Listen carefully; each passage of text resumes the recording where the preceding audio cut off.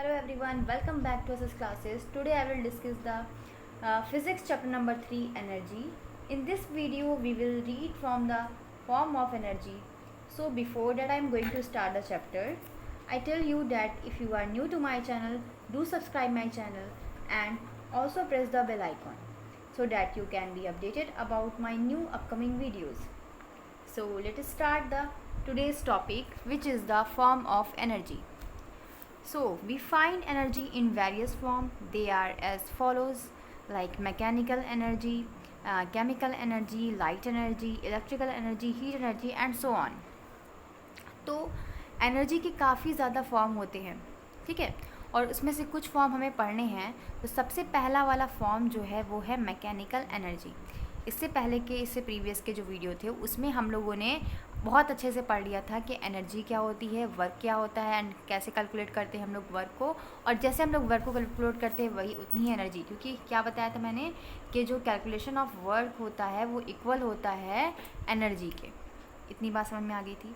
तो चलिए आज हम लोग स्टार्ट करते हैं मैकेनिकल एनर्जी से. सबसे पहले इसकी डिफिनेशन दी हुई है कि energy an object has due to its motion और position is called mechanical energy. ठीक है, ऐसी एनर्जी जो किसी ऑब्जेक्ट के मोशन पर या फिर पोजीशन पर डिपेंडेंट होती है उसे हम लोग बोलते हैं मैकेनिकल एनर्जी. एज लाइक हम देखते हैं कि एक मूविंग ट्रेन है या फिर फुटबॉल है. जब हम उसे किक करते हैं तो मैकेनिकल एनर्जी जो होती है इसमें मोशन आता है. मतलब हमने फुटबॉल को किक किया या ट्रेन मूव कर रही है तो उसमें क्या हो रहा है, मूवमेंट हो रहा है यानी मोशन हो रहा है. तो that is called mechanical energy. But how to can calculated. And mechanical energy जो होती है इस बॉडी की मोशन के जो मोशन पर डिपेंडेंट होगी या जो मोशन को कॉज करेगी उसे हम लोग बोलते हैं काइनेटिक एनर्जी.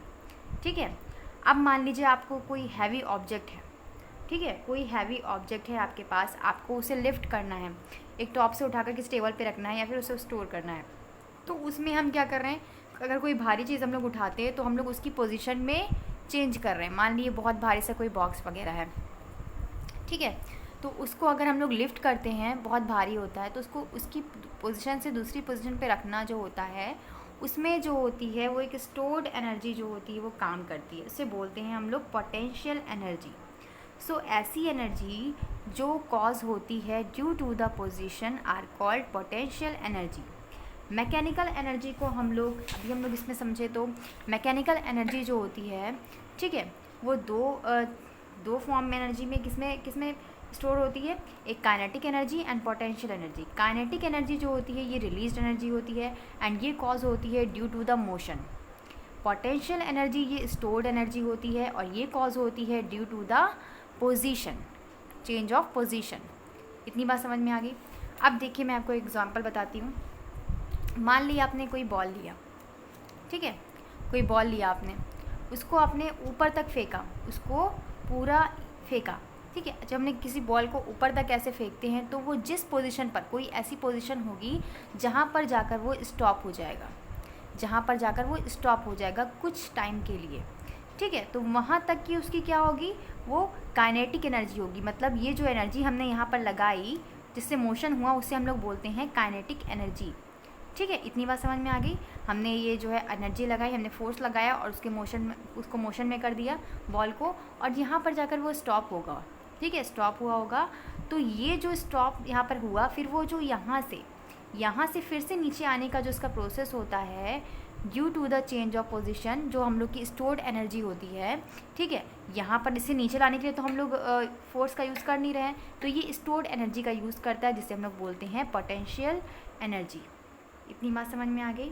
सो हम लोग बोल सकते हैं कि मैकेनिकल एनर्जी जो होती है वो सम होती है, the sum of kinetic energy and potential energy mechanical energy. ठीक है, क्या हो सकता है मैकेनिकल एनर्जी का formula, sum of kinetic energy plus potential energy. Mechanical energy जो होती है काइनेटिक एनर्जी भी हो सकती है ड्यू टू द मोशन, और पोटेंशियल एनर्जी हो सकती है due to the change of position. अगर हम लोग को कैलकुलेशन करना हो, ठीक है, हम लोग को कैलकुलेशन करना हो how to calculate the mechanical energy, तो हम लोग टोटल मैकेनिकल एनर्जी का फॉर्मूला अप्लाई करेंगे, is the sum of potential energy and kinetic energy. Total mechanical energy equal हो जाएगी टोटल हमारी पोटेंशियल एनर्जी के प्लस काइनेटिक एनर्जी के, जहाँ पर पोटेंशियल एनर्जी का मतलब है mgf. ठीक है, मास ऑफ द ग्राफ हो जाएगा। यहाँ पर काइनेटिक एनर्जी जो होती है वो हाफ mv² हो जाएगा। ठीक है, तो इस तरीके से हम इसको कैलकुलेट कर सकते हैं। इतनी बात समझ में आ गई, यही चीज़ आपको दिखाई गई है इसमें। ठीक है, तो पोटेंशियल एनर्जी का एक और फॉर्मूला होता है mechanical energy equal to U के भी हम लोग कॉस लिख सकते हैं, जिसमें आपको क्या दिया गया, पोटेंशियल एनर्जी को हम लोग यू से शो करते हैं जो डिपेंड करता है पोजीशन पे and subject of conservative force. It is defined as objective ability to do the work and increase an object move to opposite direction of the force. Kinetic energy को हम लोग के से शो करते हैं और ये डिपेंडेंट होती है speed of an object is the ability of a moving object to work on other object when I collide with them. ठीक है, it is defined as one of half product of object mass with the square of speed and total kinetic energies system is object sum of the kinetic energies of the respective objects. So mechanical energy is divided into two parts which is the kinetic energy और potential energy. जो भी चीज़ें मैंने आपको अभी इसमें बताई हैं वही चीज़ें इसमें दी हुई हैं। ठीक है, सिंपल, आपको अब अच्छे से समझ में आ गया होगा मैकेनिकल एनर्जी क्या होती है। तो नाउ अब हम लोग बात करते हैं केमिकल एनर्जी की। What is the chemical energy?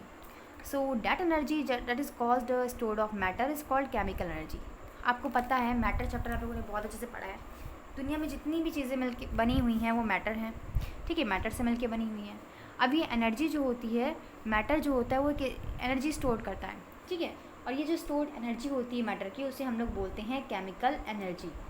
किससे क्या बोलते हैं हम लोग, chemical energy. The energy stored in matter, जो भी मैटर में एनर्जी स्टोर्ड होती है that is called chemical energy. Why, so how, ठीक है। So energy stored in the bond of the chemical compound is also term as chemical energy. जो भी energy stored होती है वो केमिकल कंपाउंड में किसी बॉन्डिंग के थ्रू इन्वॉल्व होती है। जब ये एनर्जी जो हम काम करते हैं तो ये एनर्जी क्या होती है, रिलीज होती है या फिर यूज होती है। We get energy to do the work. हमें वर्क करने की एनर्जी कैसे मिलती है, फूड से, that we eat food and chemical energy. So ये भी हमारा क्या है, केमिकल एनर्जी है। फूड को ईट करना भी क्या है, केमिकल एनर्जी है, क्योंकि हम फूड को ईट करते हैं तो हमें क्या मिलती है, गेट एनर्जी। सेम एज, वैसे ही जैसे हम लोग फ्यूल को का मतलब के जलाते हैं, फ्यूल मान लिया हमने कोल ले लिया, जब हम लोग कोयलों को जलाते हैं तो उसमें से केमिकल एनर्जी क्या होती है, रिलीज़ होती है ना। वो जो इसमें एनर्जी जो प्रेजेंट होती है वो सारी क्या होती है, बर्न होती है। कोयले का जलना क्या है, केमिकल एनर्जी। ठीक है, which is use to vehicle to run. हम लोग डीजल का, पेट्रोल का ये सारा यूज़ करते हैं, ये सारे किसमें इंक्लूड होंगे, केमिकल एनर्जी में। यही एक्टिविटी यहाँ पर करके बताई गई है। ठीक है, सेकेंड हम बात करें थर्ड, तो लाइट एनर्जी। अब लाइट एनर्जी क्या होगी, लाइट एनर्जी अनदर फॉर्म होता है एनर्जी का। अब देखिए, जो प्लांट्स होते हैं उनको क्या होता है, उनको ज़रूरत पड़ती है लाइट एनर्जी की, मतलब कि सनलाइट की। ठीक है, ड्यू किस प्रोसेस के लिए, फोटोसिंथेसिस के प्रोसेस के लिए। वैसे ही लाइट एनर्जी जो होती है फोटोग्राफिक फिल्म पे जब पड़ती है तो ये केमिकल एनर्जी के साथ रिएक्शन करती है एंड ये रिकॉपरिक हो जाती है फोटोग्राफिक फिल्म पे।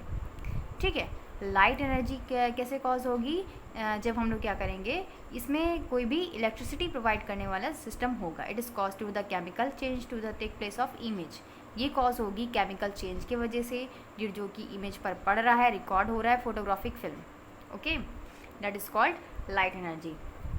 बल्ब हो गया, सनलाइट, जो भी हम लोग इसका एग्जांपल ले सकते हैं। ठीक है, इलेक्ट्रिकल एनर्जी। इलेक्ट्रिकल एनर्जी क्या होती है, it is the energy generated due to the movement of electron through a wire और circuit. It is use in running fan, train, bulb, tube light, television, microwave etcetera. Electrical energy क्या होती है, ऐसी energy जो कि generate हो electron के movement के दौरान।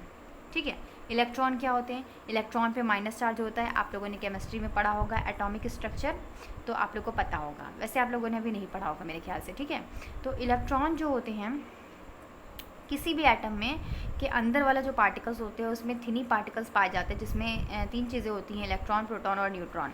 इलेक्ट्रॉन पे माइनस चार्ज होता है, प्रोटॉन पे प्लस चार्ज होता है, न्यूट्रॉन पे न्यूट्रल चार्ज होता है, मतलब ना तो प्लस का ना तो माइनस का, इसलिए उसे न्यूट्रल माना जाता है।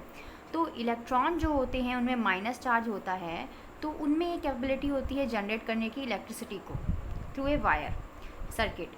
आपने देखा होगा जब आप एक सेल यूज़ करते हो, रिमोट का सेल ले लो या कोई भी सेल ले लो, ठीक है, जब उसे लगाते हो तो उसमें क्या दिया होता है, एक तरफ प्लस का साइन होता है, एक तरफ माइनस का साइन होता है ना। क्योंकि वो दोनों जो प्लस और पॉजिटिव और नेगेटिव हैं वो दोनों एक दूसरे को अट्रैक्ट करेंगे। एंड जब हम लोग पॉजिटिव और पॉजिटिव मिला देंगे या फिर नेगेटिव मिला देंगे, सो अगर हम सेट साइड को इक्वल करने की कोशिश करेंगे तो वो एक दूसरे को डिस्ट्रैक्ट करेंगे। सिंपल सी बात है, ठीक है।